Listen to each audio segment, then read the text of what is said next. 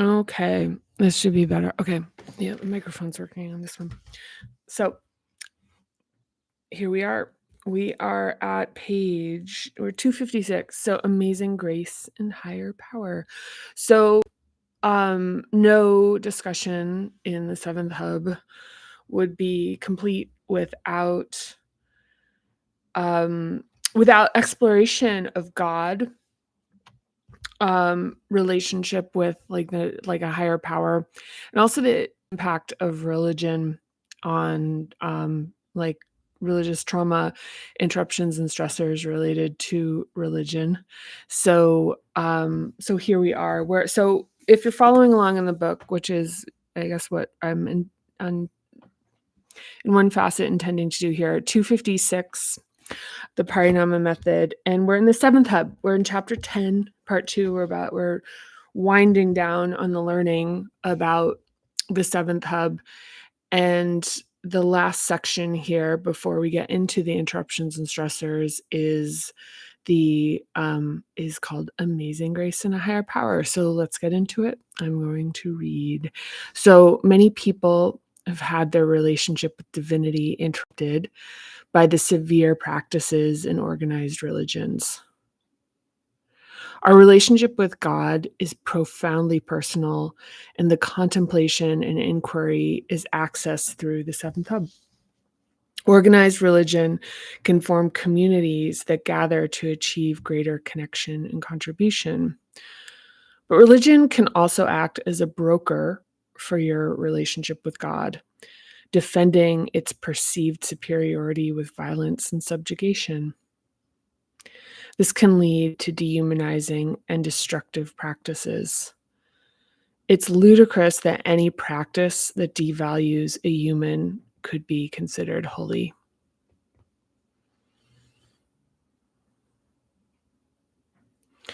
Yeah, it's, and just as I'm reading this, one of the things that's coming to mind is that, the preparations in the earlier hubs in terms of like whether they mature, expand, grow their capacity, become dynamic, um, prepare for nuance and prepare for the ability to see that, even like the idea that it's like, well, more will make something better, where sometimes more can, if, like that linearness, that it's like, if there's more, it's going to improve.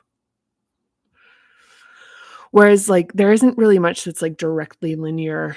And oftentimes like the application of more, sort of more can actually reverse the grace of something, can reverse. And one of the, is in this, I was really careful about pointing out the value that exists in organized religion, which is community and that connection. And one of the things that, is really the danger of community, the danger of connection, the danger of love is that it makes us vulnerable. And in making us vulnerable, the counterforce to that is protection. And in that protection, there can, like a ferocity can arise, you know? And that is where, where you have this.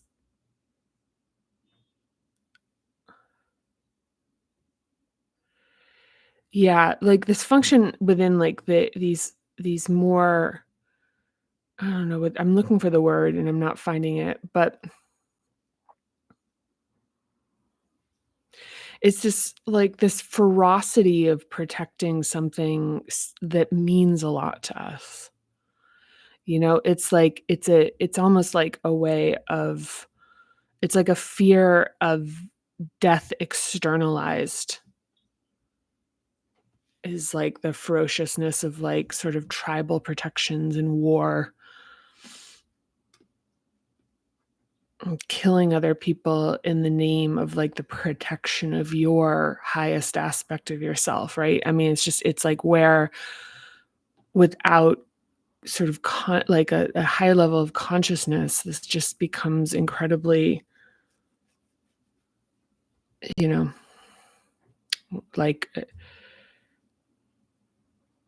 like feral. Yeah.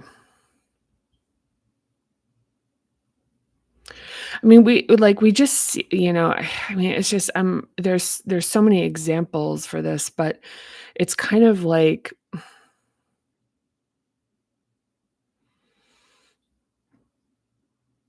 the loss of grace under fire, the thing of,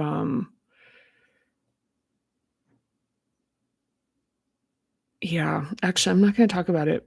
I don't know why, I just don't feel like that's the thing. Okay, so because religion has been associated with alienation and spiritual abuse, many people feel very resistant to investigating their connection to something greater than themselves and to turn to alternative spiritual practices, which can be just as abusive as some traditional religions can be.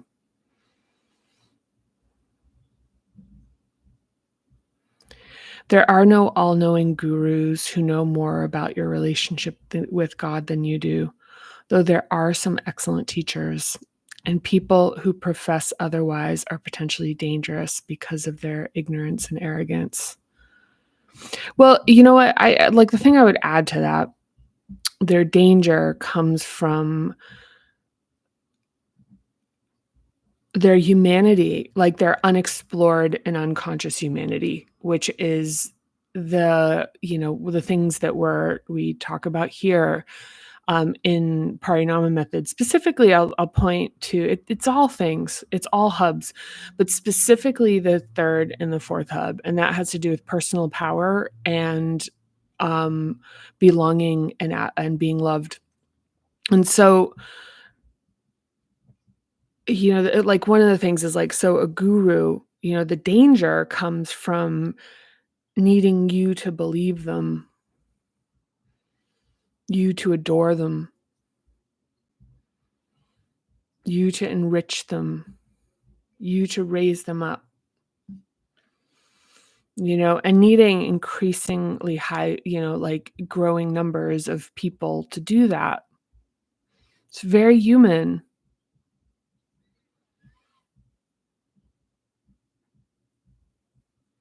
It's such a reconciliation too. It's like, yeah, needing people to love you and adore you. So, and even things like a lot of these gurus, their downfall is like related to like sexual misconduct. Like that's the thing that it's really common, very common that sexual misconduct is is like ultimately the reveal. But you can also consider that it's like it's not it like that is, that like how many levels of their own humanity that's unreconciled and unconscious. It's like just because you have a message, just because you have some clarity, just because you can teach, it's like you have people that stop having teachers. And so sometimes when people ask like, well, who's your teacher, right? And as far as, to their teachers. And, some teachers will balk at that and they'll go, "Oh, what do you mean?" Or even just say, "Yeah, oh, that my teacher is myself." And the thing is that, um, I think that question is born from the notion of like, where's your accountability as a human being, as a fellow human being? Who are you accountable to? Yeah, yeah. Yeah, I mean, that's one of the things. There are people like right now, people who I view as teachers, but I think one of the most important things about like a teacher, what I'm referring to here, is that there isn't a notion that someone exists as infallible, and I'm gonna talk about this more in the interruptions and stressors. The idea that you haven't encountered someone who is without fault or flaw and is fully reconciled as like a, human entity. So, instead being able to, with discernment, like, gain the value and draw from what is enriching your oneself, like what's enriching you, and also hold true that this is somebody that could have tremendous, like, struggles in other areas. And the idea, like, one of the things is, like, as far as, sort of like cancel culture is that, like, this kind of thing that we seem to like, which is this thing where it's like your worst day defines you. That kind of pops up in all sorts of different places. And so it takes accountability and it metastasizes it, into accountability is now like a final sentence that rules out redemption. I mean, this is conceptual what I'm talking about because I'm not using examples really. So, I mean, there's that. But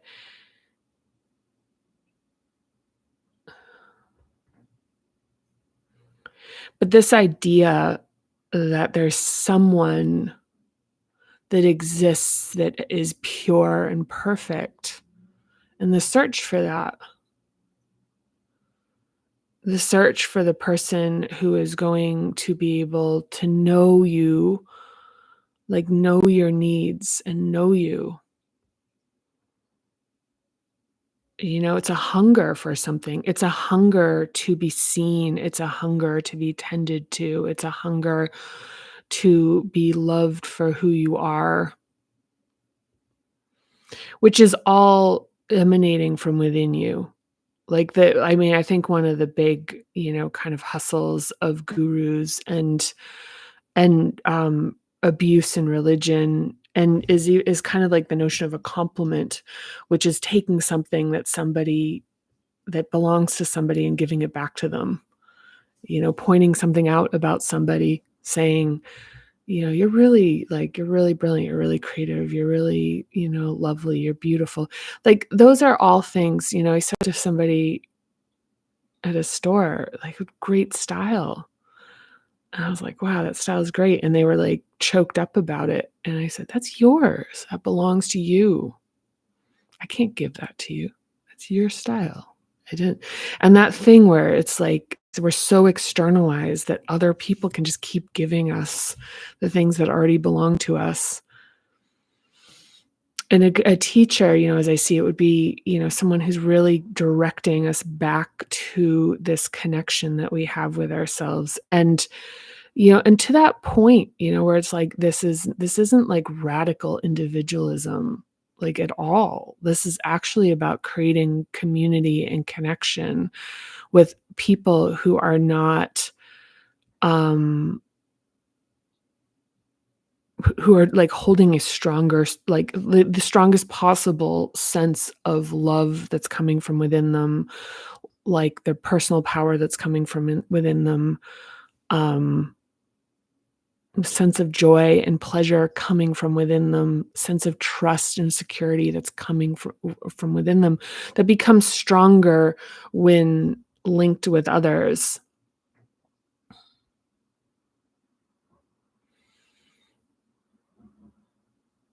But that relationships aren't like, about, that the goal of a relationship isn't like this necessarily the solving,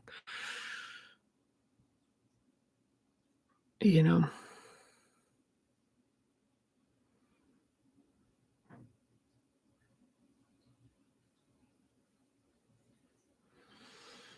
Okay, so your feet will always be the ones walking your path.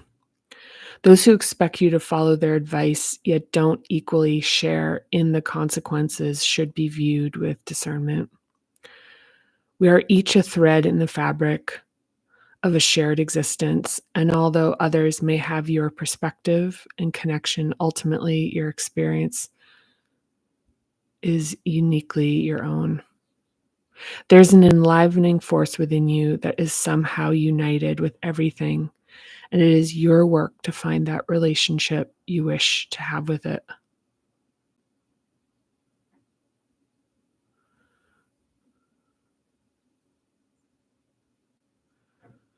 Huh, yeah.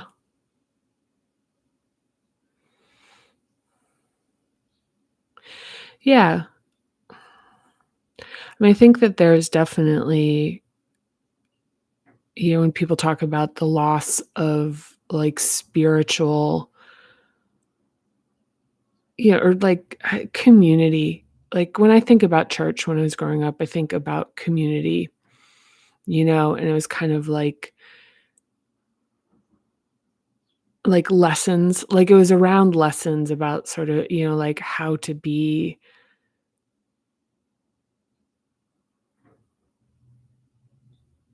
like, I feel like it was, like, lessons about how to be, sort of like a good person, lessons about how to contextualize struggles. Um, I remember there was, like, a Sunday school lesson that was like, "A stitch in time saves 9." Like, just things were kind of, like, helping sort of with, like, this growing notion of the understanding of the world, and, and even, like, the direction away from sort of, like, the base instincts of getting, like, angry about something and fighting versus holding, like, sort of a kinder and gentler view on the world. You know, and just nice things like spending time with people from all generations, like, and even traditions, that at holidays. I remember there was, like, a fundraiser, there was a rummage sale, that kind of stuff. Like, even I remember there was some type of, like, fair that we had or something, and I was, like, a kid that got to, like, scoop ice cream for people, and I felt really great about that.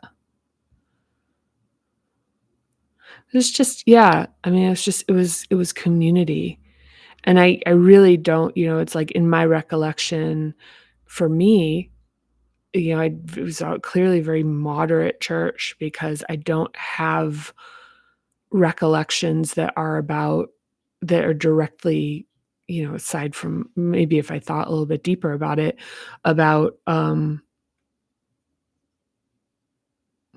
like, being shamed or anything, but that was probably in there.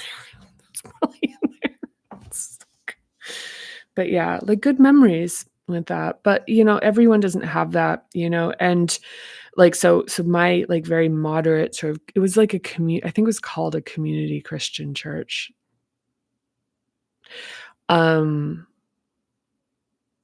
yeah, but as we'll get into in the next section with interruptions and stressors, and, as it's like, as we see, certainly now with factions of people, these, like, notions of that are, like, deeply steeped in shame, deeply steeped in that someone else has the power to absolve you,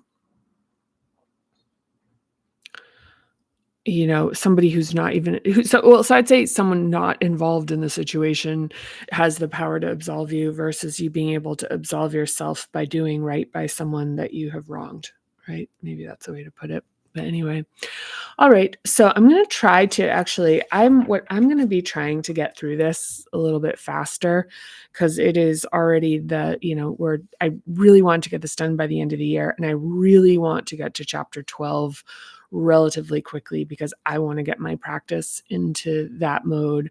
So,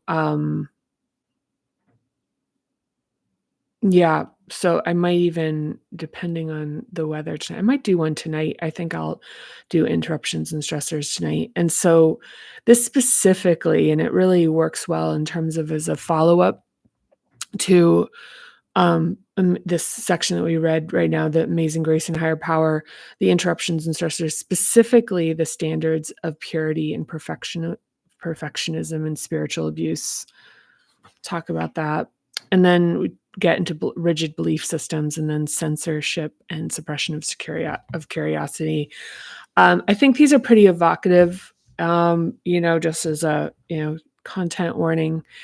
Not that they're graphic, but I think that the notions of really bringing consciousness to the impact of trying to achieve these states that are just like sort of like impossible and punishing. And the mechanisms behind that, just to always be coming up short, to always be dirty, to always be imperfect, this kind of like it's important just to, or important, whatever, like to consider the impacts of these things in terms of how they interfere with our ability to explore with intellectual curiosity other people, other ways of being, other viewpoints, considerations, whatever, that are unfamiliar to us. So anyhow, okay, I'll see you on the other side. Thank you if you have been watching. Again, comments, I answer all of them. Appreciate any interaction, and yeah, look forward to seeing you. Bye.